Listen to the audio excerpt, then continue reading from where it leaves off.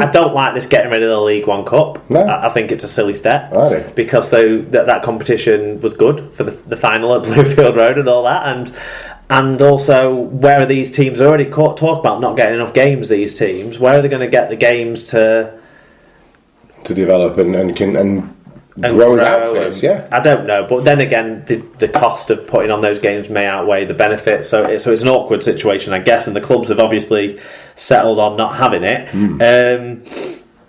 But it's way too late in the day to be making a change. Toronto this year have the uncertainty of the League One eights format, so it's not like they're not affected by an eights format this year. Yeah, look at Toulouse from last year. They didn't know what they were getting into. Yeah. That is the drawback of the eights, and the main reason why I think it will go is that you can't plan for this stage of the season. That's upcoming, and in hindsight, that'll be a regret of this system when we are looking for the expansion overseas, especially, and stuff.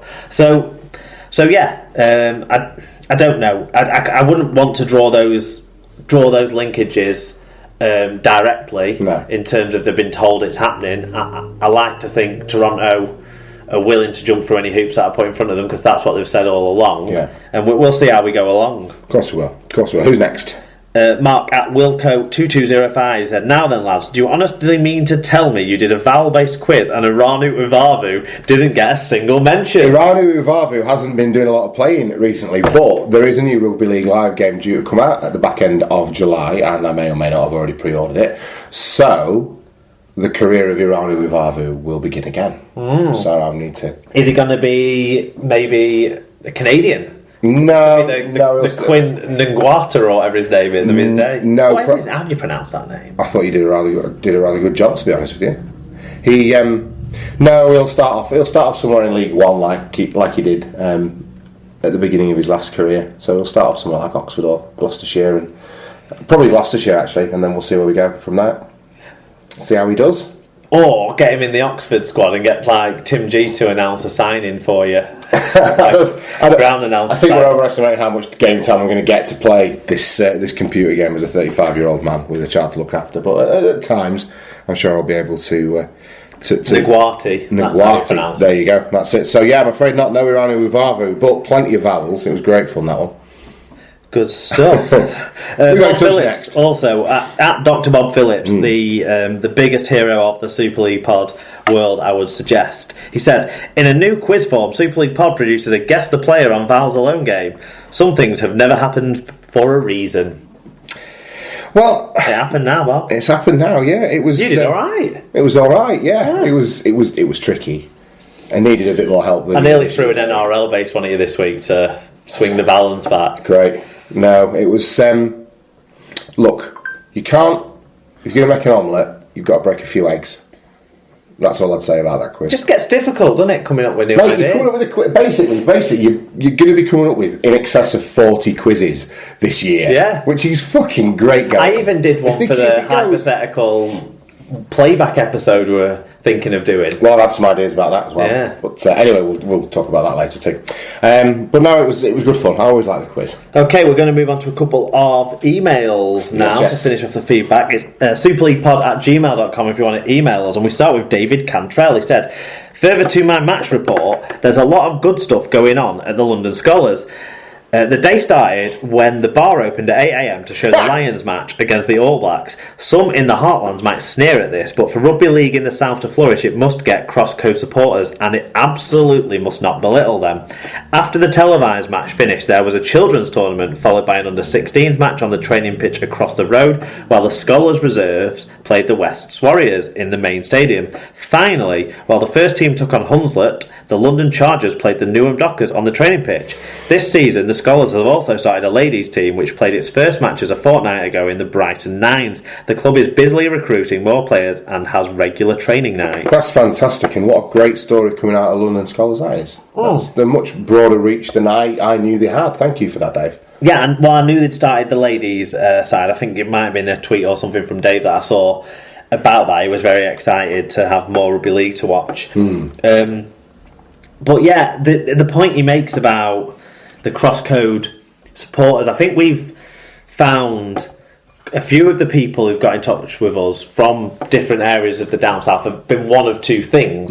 Heartlanders who've moved there and wanted to spread the game, like our friends the Whittles down at Tenmouth with the Trojans. Yes. And then people like Aaron Smith or Dave, but like Aaron Smith, who is heavily involved at our old friends, the Brentwood Eels, and their whole youth programme there down in Essex. And he was a Union fan who found himself just drawn more and more increasingly towards rugby league, and we shouldn't shut any doors on rugby league. I don't think this comment about sneering and belittling from a person, from people like us, we see this whole thing the other way around and think, hold on, we've been sneered at and belittled plenty, and let's not forget what was said only a week ago about our sport by some ignorant Kiwi people. But you have to open your doors to these audiences. When we went down to the double header in the Four Nations at Coventry, there was tons of Wasps fans, and they were great. They were, really wanting to buy into it all, and there's a potential audience there that needs to be tapped into. And hey, if they became fully converted, then that's even better, isn't it? Yeah, of course it is. Absolutely, couldn't agree more. And it's just wholly positive story coming out of Southern Rugby League, and I think it's a very sensible approach that the scholars are adopting. I'm certain David B's been opening the bar at 8 a.m, so... he likes the bar down there as well. They've got a good real ale selection, I believe, down at Scholars. Brian Davies then got in touch, our old friend Bry of Fulbright fame. He said, was tipped off about a 4-page article on the Wolfpack in Esquire magazine. I bought a copy. Not really my kind of mag, and the last time that I was that embarrassed by the magazine, I was 16. Just like then, I asked for it in a brown paper bag. What's wrong with buying Esquire? I don't buy it, but like... This month's issue of Esquire is a sports special and is reduced from £5 to £2.50. Once I'd waded through the unintelligible adverts for things I'd need to either be 25 or stupid or both to spend my hard-earned on, I came across the said article. It was great. 4 pages of small text on the Wolfpack by a league-loving feature writer. It was intelligent, witty, informative and engaging. Not something I usually associate with rugby league articles. It was also positive but balanced, not full of cliches and hyperbole, but a reasoned and articulate precis of our newest team.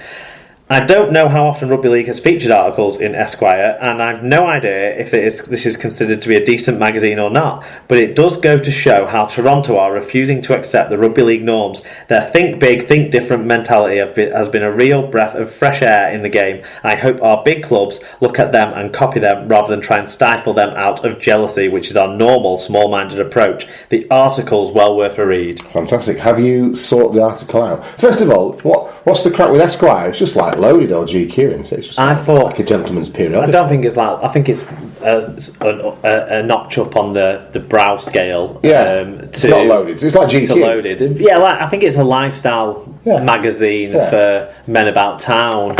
Is that perhaps why you and I don't read Esquire? I have in the past read when there's been features or interviews in it that I found interesting. I have read it in the past. Right. It's not one I pick up on a regular basis for sure. But yeah, I don't think it's... Whilst obviously it's playing to the male archetype and all of that, and not necessarily characteristics we fully endorse all the time, it's still probably a reasonable level magazine. I would have thought. It's not smut from what I know. No. I'm guessing there was a shit ton of aftershave adverts and that sort of stuff. Probably so. I mean, it means I'll have to broaden my horizons. But anyway, from Viz, the more important point is the article. Yeah, and it's really good that it's getting this spread, and these sort of stories are things that the Wolfpack have been able to generate, just like we've been able to generate stuff off the back of, Andy's Man Club or Stevie Ward's Mentality magazine, or even the new, as tragic as the circumstances around it, the new British Heart Foundation advert featuring the Danny Jones story and all these things that Rugby League is touching a wider audience through all these, either be it charity efforts, community efforts, different media outlets, different ways of expanding the game and stuff. And it's an approach that needs to be encouraged, where we're still sat waiting or trying to avoid calls from our northern clubs trying to sell us lotto tickets that we go and sell down the street because they think that's the way to make revenue and stuff. And things have changed, things have moved on, and the Wolfpack are trying to take things in a different direction for sure. Whilst I don't quite believe there was 7,200 people on Saturday night, as the crowd figures suggested, that they're certainly getting a good level of interest over there and over here. They're doing a very good marketing strategy, and it's full of positives, and they're accepting the neutral opinions where there's some balance, and they're not falling foul into bickering with the haters, and I think it's all pretty promising. And like Brian says, there's lots of things that can be learnt from their approach. It's not necessarily perfect, and there have got to be question marks about how it's all going to operate and flow, and what the long-term position might be for that transatlantic type thing, and what the long-term aim is. Is it to have more teams over there playing here, or two leagues separate, and stuff like that? But that's all for another day, and we should enjoy the ride whilst we're on it. Like, we should enjoy all of the rides we're on. We shouldn't criticise, we should go to World Club Series games. We should try and encourage and support these teams from further afield rather than just knocking them all the time, even when it's easy to knock them, particularly sides like what Hemel have done this year, or the uncertainty over the Iron Men, or all of those things. But really, we need to back all aspects of our sport, whether it's finding some way to support and prop up a legendary club like Swinton Lions, or finding a way to help a club like Oxford grow and develop and get the exposure and marketing support and things like it feels like it's definitely not getting at the moment. And all these things need to be put together, and we need to work together as a rugby league community, and the Wolfpack are doing a good job. I agree. Hashtag Mark, right? Well, yeah. Good. Well, it was positive. It was in passion speech hashtag Mark. Brian brings this out of me because I always feel like passion speech doesn't really work as a hashtag. I want to be a rugby league fan like Brian is. He is a shining example. I think it's tremendous the way he gets about. Right, that is your feedback and shout outs taken care of. Let's take a look now at news from around the world of rugby league.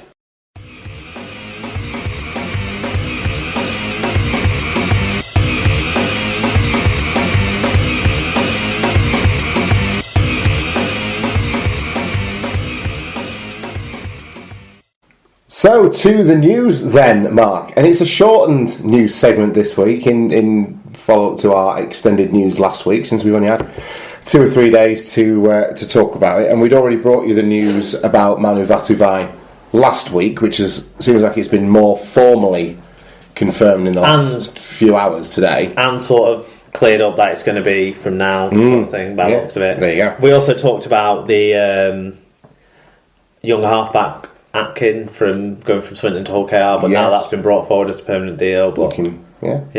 You heard it. That's an earlier deal. Yeah, you heard it here first. Okay, so we'll start with Widnes, who have signed halfback Rangi Chase from Castleford on a permanent deal after a successful loan spell. Chase is 31 and has made 5 appearances for the Vikings since the initial temporary move, having been told he was not part of Castleford's 2018 plans.